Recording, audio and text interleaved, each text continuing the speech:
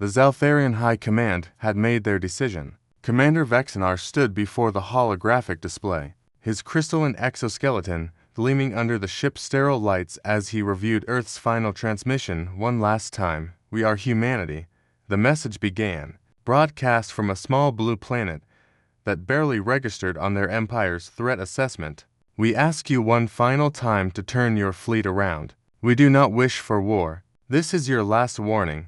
Vexenar's mandibles clicked and Wilmat passed for laughter among his species. The Zaltharian Empire had conquered 47 star systems. They had reduced entire civilizations to ash. And now, this primitive species, one that had only achieved faster than light travel a mere century ago, dared to issue warnings. "Ignore it," he commanded. "Continue our approach vector. Earth will be another jewel in the Emperor's crown by tomorrow's cycle." On Earth, in the underground command center beneath the Rocky Mountains, Major Mia Chen watched the enemy fleet advance on the tactical display. 3,000 warships, each one capable of glassing a continent. They moved in perfect formation, a mechanical ballet of destruction that had ended countless worlds. "Ma'am, they're not responding," Lieutenant Kevin Torres reported from the communications station, his voice tight with tension. "They've ignored all 17 attempts at diplomatic contact." Mia's jaw tightened. She had spent the last 3 weeks trying everything, offering peace, proposing trade agreements, even offering territorial concessions. The Zaltharians had responded to none of it. They simply kept coming, their intentions crystal clear. "Status of the Sol Defense Network?" she asked quietly. Kevin's fingers danced across his console. "All nodes are active and charged, ma'am. The quantum entanglement links are stable across all 72 stations. We're ready." Mia closed her eyes for a moment. Humanity had learned hard lessons from its own bloody history. The wars that had nearly destroyed their species in the 21st and 22nd centuries had taught them that peace required both compassion and the capacity for overwhelming force. While they had reached out to the stars with open hands, they had also prepared for the possibility that not all species shared humanity's hard-won wisdom. The Sol Defense Network had been humanity's secret for 3 generations. Built in the shadows of the asteroid belt, on the dark sides of moons, in the crushing depths of gas giants, 72 quantum-linked defensive stations, each one housing technology that pushed the boundaries of physics itself. "Open the final channel," Mia ordered. "Let's give them one last chance." Kevin established the connection, and Mia's face appeared on every bridge of the Zaltharian Armada. "Commander Vexenar," she said, her voice carrying the weight of humanity's plea. "I am Major Mia Chen of the United Earth Defense Force. We have observed your conquest of the Kepler 442 system. We know what you do to species you deem inferior. We are asking you, begging you to turn around. We do not want this fight on the flagship." Vexenar regarded the human female with disdain. "Your begging is noted and ignored, Major. Your planet will be ours within the hour. Your species will serve or be eliminated. There will be no further communication." The transmission cut off.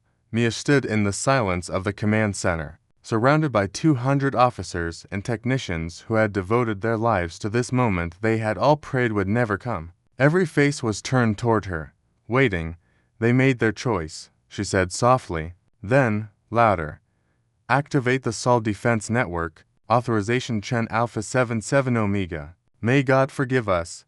Kevin's hands trembled slightly as he entered the authorization code. "Network active. Firing solutions calculated. All stations report ready. Fire." The Zaltharian fleet detected the energy signatures 1.3 seconds before the first strike hit. It wasn't enough time. The quantum disruption beams materialized simultaneously from 72 different vectors, invisible threads of reality warping energy that converged on the Armada. Where they touched Zaltharian shields, those shields simply ceased to exist, not destroyed, but retroactively unmade, as if they had never been generated at all. The second wave hit 3 seconds later. Relativistic kinetic impactors, launched from rail guns hidden in the rings of Saturn, struck at 97% light speed. Each impact released energy equivalent to a stellar flare. Zaltharian dreadnoughts, which had withstood the weapons of dozens of civilizations, vaporized in microseconds. But humanity's true genius wasn't in raw power, it was in coordination. The Sol Defense Network wasn't 72 separate weapons. It was a single, distributed intelligence operating across quantum-entangled nodes, calculating and recalculating firing solutions a billion times per second.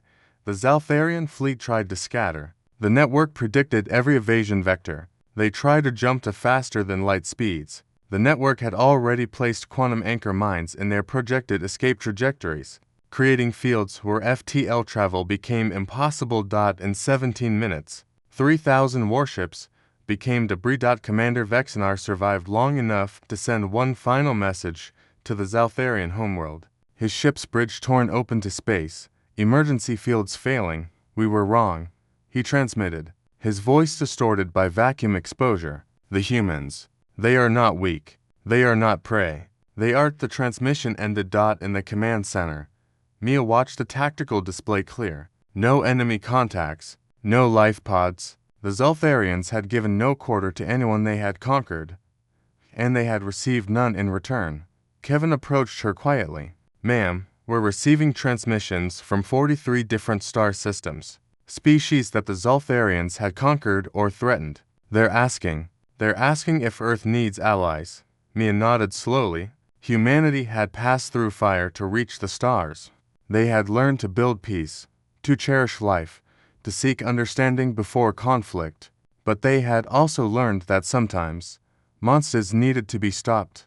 Send a message to all of them, she said. Tell them Earth welcomes friends. Tell them we hope to build something better together. And tell them ... double quote. She paused, looking at the debris field on the screen. Tell them that we gave the Zaltharians every chance to turn back. We didn't want this war, but we finished it, Kevin added quietly. Yes, Mia agreed. We finished it. That's what humans do. We adapt, we survive. We protect not just ourselves, but those who can't protect themselves. The stars had learned an ancient human truth that day. The species that reaches for peace with an open hand must also be prepared to make a fist. Humanity had given their warning. The galaxy had watched what happened when it was dismissed. The end.